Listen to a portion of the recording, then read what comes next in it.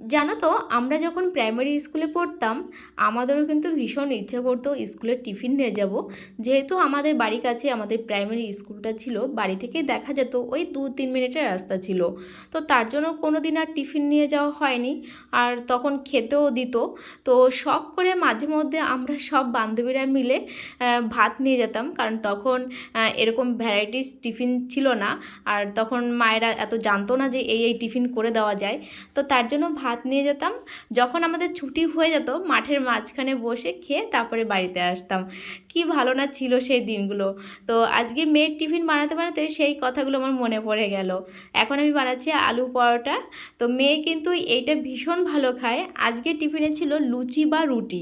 তো মেয়ের বায়না, লুচি রুটি কোনোটাই খাবে না, ওকে আলুর পরোটা করে দিতে হবে। এইভাবেই আলুর পরোটা অনেকভাবেই করা যায়, তো এইভাবে একটু বেশি পছন্দ করে সস দিয়ে ভরিয়ে ভরিয়ে খেলে ভীষণ টেস্টি হয়। তো দেখো আমি 3টে পরোটা বানিয়েছি, এগুলো এখন কেটে কেটে দেবো। কারণ মেয়ে তো শুধু একা খায় না, সঙ্গে আরও বান্ধবীরা আছে, সবাইকে দিয়ে খায় ওরা সবাই সবাইকে। তো টিফিনটাও কিন্তু সাজানো হয়ে গেছে। চলো ভিডিওটা আমি এখানে শেষ করছি।